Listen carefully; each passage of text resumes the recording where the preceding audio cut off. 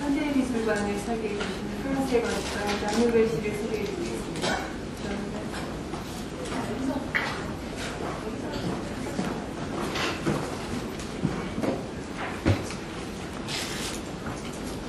Bonjour,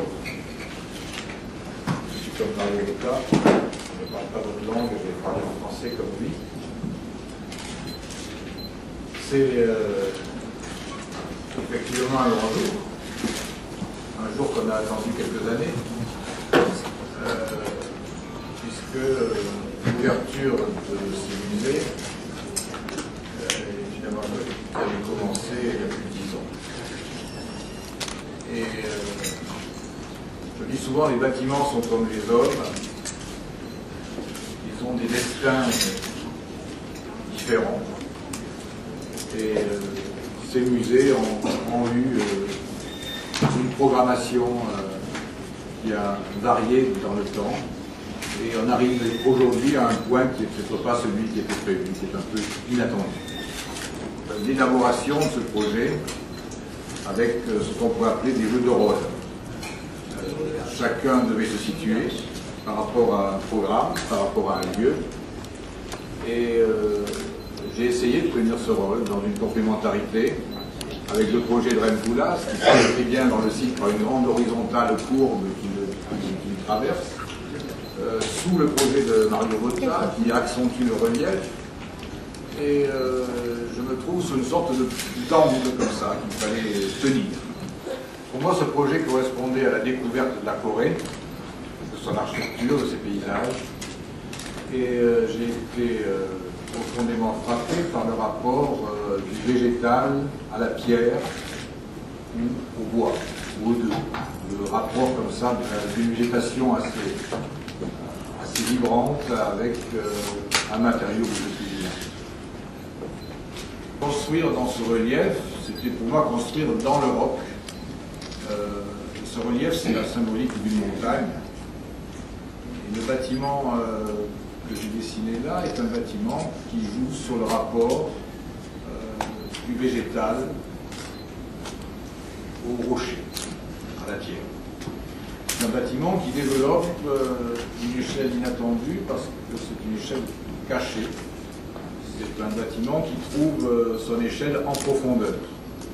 C'est un bâtiment qui s'enfonce dans la montagne et qui glisse entre lui et cette montagne et ce rocher une végétation très légère, puisqu'il s'agit de bouleaux, et la dimension sensible que je trouve coréenne, et cette vue depuis le musée sur des pierres avec entre les deux des feuilles qui bougent, et c'est aussi une façon d'aborder une vue de la ville à travers des volumes pleins qui sont séparés et qui créent des grandes vues verticales et rythmées sur ces volumes.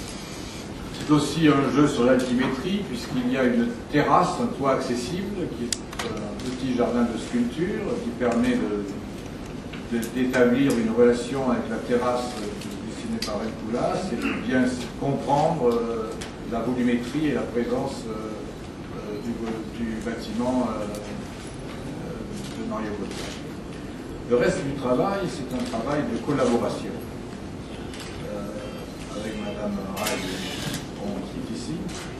Travail qui a été précis autour d'une collection. Cette collection elle est plus importante que celle que vous verrez. Et la caractéristique de ce musée d'art moderne et contemporain, c'est d'être aussi à sa façon un peu un musée d'exposition temporaire, parce que comme les collections tournent, on a été amené à définir un système flexible.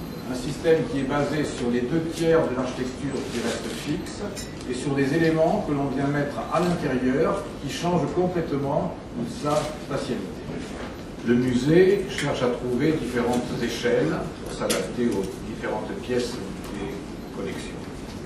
Et c'est à partir de ce jeu sur l'identité, parce que je crois que les musées d'art contemporain doivent être différents, doivent eux aussi s'adapter à des conditions particulières qui sont à la fois celles d'une collection et celles d'un lieu. Et ce musée donc essaye d'être un musée d'art contemporain coréen. Un architecte ne fait jamais seul un bâtiment, et si un bâtiment est réussi, c'est que le travail avec la maîtrise d'ouvrage a été positif et constructif. Je dirais que même ici, il a été unique dans le sens d'une vraie compréhension de tout ce qui a été proposé, d'une vraie discussion positive de tout ce qui a été inventé. Donc merci à Madame Wong, merci une fois encore à sa sœur, merci à Samsung d'avoir permis qu'une architecture de cette nature existe. Merci.